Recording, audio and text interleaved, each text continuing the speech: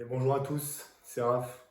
Aujourd'hui, nouvelle vidéo où je vais vous donner mes meilleurs conseils, mes meilleures astuces, les meilleurs moyens pour tout rafler au poker Texas Hold'em.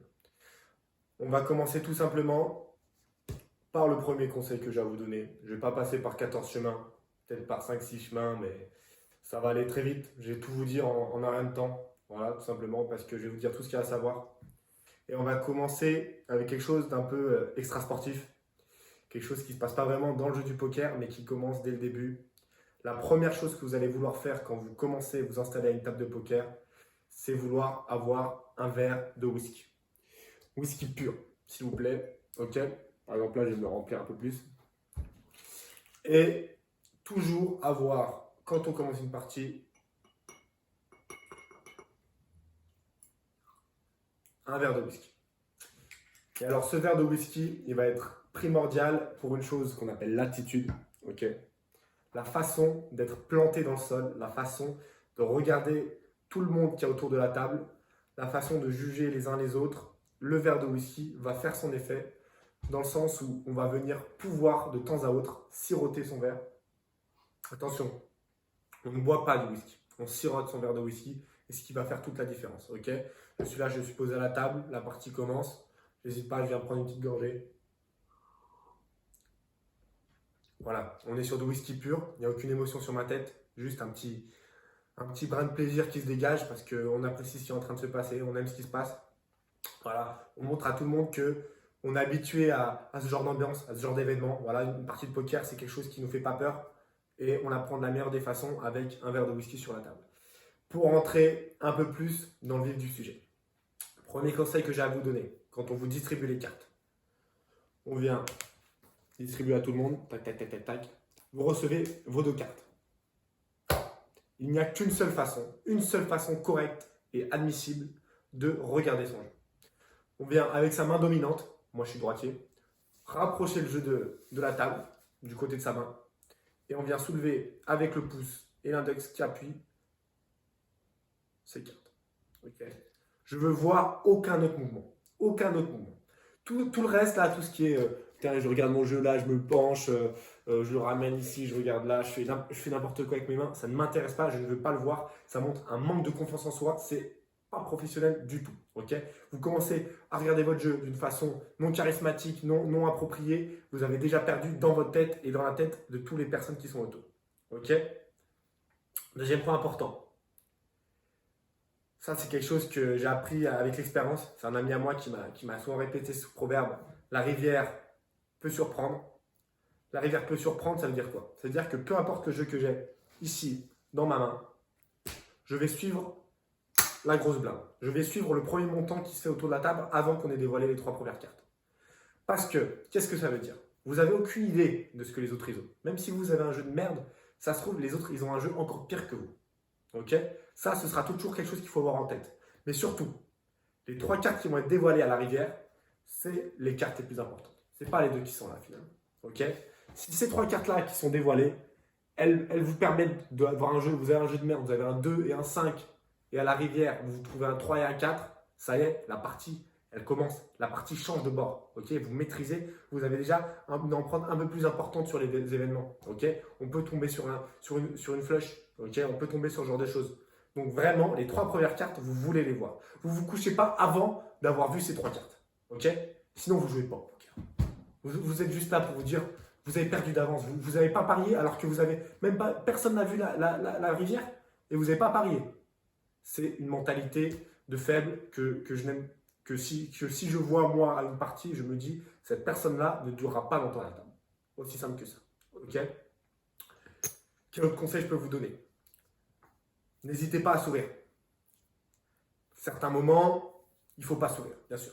On regarde son jeu, on le met là, on le fait glisser, on ne sourit pas. On a une attitude poker face, comme on dit. Ça porte assez bien son nom. Okay, mais on n'hésite pas à sourire à des petits moments. Je sirote mon verre, voilà, je souris, je suis en train de discuter, oui, t'as vu, nanana. Et là, hop, je viens de penser à mon jeu, je souris. Le mec se dit, mais pourquoi il sourit? Et il va peut-être faire le rapprochement, il va peut-être être en train de se dire, ok, ce mec a un bon jeu. Okay, à d'autres moments, on est là, on surenchérit. Vous avez vu la petite moue? Je ne sais pas si vous avez vu la petite moue, c'est vraiment quelque chose qui vient se faire discrètement. Parce qu'au poker, on ne veut pas non plus trop en donner, hein. On ne veut pas montrer trop nos émotions, ce serait un aveu de faiblesse. Non, non. On sourit de façon sournoise, un peu. On amène ça avec les formes, avec la manière. On vient caresser la table d'un petit sourire. Ok, c'est vraiment quelque chose qui doit impressionner et faire peur à tout le monde tout autour. Autre conseil que je peux vous donner, cette fois-ci, comme vous faites une partie de poker entre amis, mais que du coup c'est un peu à tout le monde à distribuer, n'hésitez surtout pas, même si c'est une partie entre amis, n'hésitez surtout pas à tricher. Voilà. Vous allez tricher.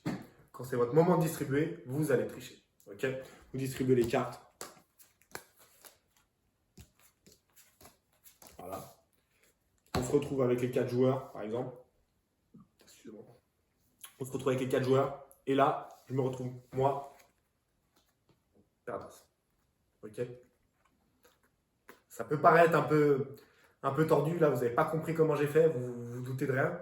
Et justement, ça va être le but. Il faut que les autres se doutent de rien. Paire d'as, vous n'allez pas le faire à chaque fois que vous distribuez, c'est trop cramé. Ok, vous allez vous prendre un as, un roi de temps en temps. Ok, vous allez essayer de faire ça.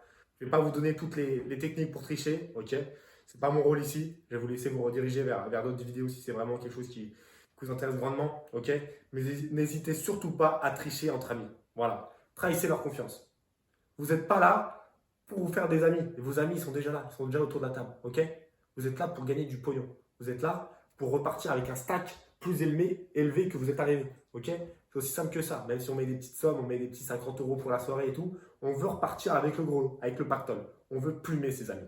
Ok, pas de sentiment en amitié, pas de sentiment en amour, pas de sentiment au poker.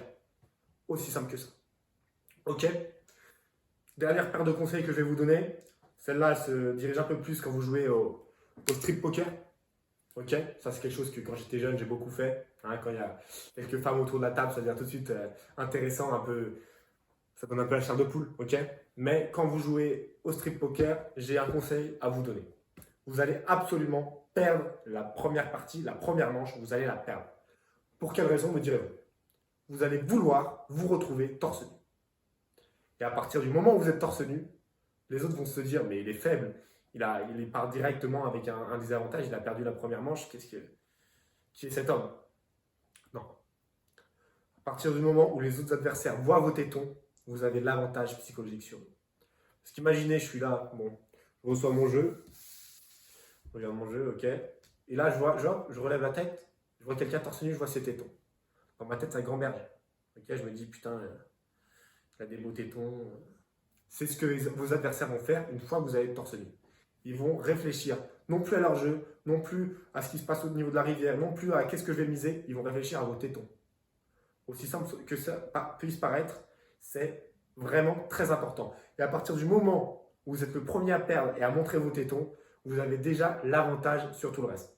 Maintenant vous savez ça, vous savez qu'aussi, regardez les tétons des adversaires une fois qu'eux ont enlevé leur t-shirt, c'est déconseillé. Ok, c'est un peu comme les yeux de méduse, il ne faut pas la regarder dans les yeux. Les tétons, c'est pareil. Voilà. C'est rose, c'est attirant, c'est charnel, c'est quelque chose qu'on a envie d'approcher du regard. On évite toutes sortes de eye contact avec des tétons ou de tétons contact, comme vous l'appelez comme vous voulez. Ok, voilà, ça c'est le conseil que je peux vous donner un peu au strip poker.